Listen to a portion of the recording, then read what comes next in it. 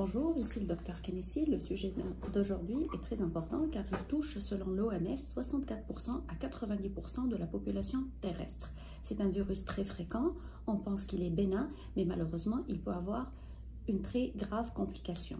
Restez avec moi, je vous donnerai une astuce à la fin de la vidéo pour arrêter sa propagation en 1 heure. Ce virus s'appelle l'herpès simplex. Aujourd'hui, on va s'intéresser au numéro 1, celui qui donne les petites vésicules qu'on a autour de la bouche. Le mot herpès vient du mot latin tucri, c'est-à-dire évolution, vésicule en évolution constante. Il y a plus que 60 types. La plupart des gens sont infectés avec ce virus. On l'acquiert très jeune au niveau de l'enfance. Il s'acquiert, c'est presque 90%, puis il dort. Il dort où? Dans les cellules nerveuses. C'est très important que vous reteniez ceci. Il dort dans les cellules nerveuses, il ne les détruit pas, il vit. Avec ces cellules nerveuses, il va se réactiver. Qu'est-ce qui peut réactiver ce virus? La liste des facteurs déclenchants de ces virus n'est pas exhaustive. Il peut être réactivé suite à une exposition au froid, exposition de la chaleur, aux rayons UV, à une visite chez une esthéticienne, chez votre dentiste. Il peut aussi se réactiver si on a un stress, si notre système immunitaire il est faible. Il se réactive avec 4 phases très classiques. Premièrement, premier, deuxième jour, on sent qu'on est très mal, on a des frissons, des douleurs musculaires, des arthralgies. Ensuite, le 3e jour, on va voir apparaître ces petits boutons rouges qui ne sont pas encore des vésicules autour de la bouche. 4e jour, ces vésicules vont se remplir de liquide et ce liquide qui est très infectieux, c'est lui qui est rempli de charge virale. 4e jour et plus, il y aura des croûtes, on est en phase de guérison qui peut durer de 4 à 10 jours. Donc, c'est ça l'évolution de cet herpès classique. Donc, on a dit qu'il va toucher la sphère labiale.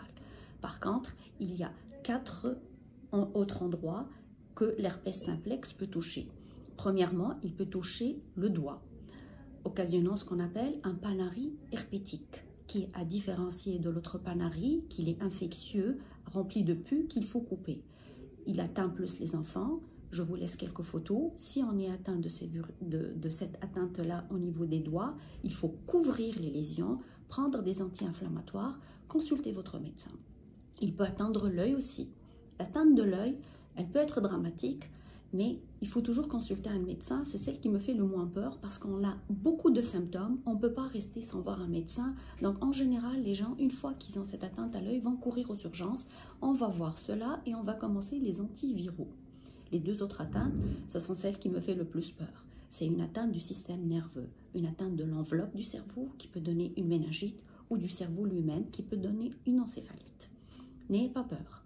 Ces 2 atteintes-là sont plus restreintes, disons, aux gens avec un système immunitaire très faible, chez les gens diabétiques, chez les gens âgés. Donc, si vous voyez que quelqu'un autour de vous a une fièvre avec une altération de l'état général, il faut aller aux urgences. Actuellement, on va revenir à notre lésion simple autour de la bouche. Donc, une fois qu'on a ces lésions, il faut aller consulter son médecin. Il va vous donner ou des antiviraux ou bien un traitement local à base de crème antivirale. En attendant de voir le médecin, il y a des choses qu'on peut faire à la maison et voici les solutions temporaires. Pour les remèdes maison, il a été décrit une certaine efficacité de l'huile de thym, l'huile de thé vert ainsi que le citron appliqué avec un coton-tige au niveau de ces lésions-là. Pourquoi? Parce qu'ils assèchent le virus, ils ont une petite activité antivirale. Mais le gros scoop, je vous l'amène maintenant. En 2013, une étude a été faite qui augmente que le thé vert, le thé noir, si on le chauffe pour réactiver, on le laisse refroidir et on applique en compresse au niveau de ces lésions-là, il peut arrêter la progression en 1 heure. J'ai bien dit 1 heure. Il ne va pas tuer le virus. Je vous ai déjà expliqué au début de vidéo que ce virus ne meurt pas. Il vit avec nous. Donc nous, on doit le réendormir pour qu'il réentre dans ces cellules-là.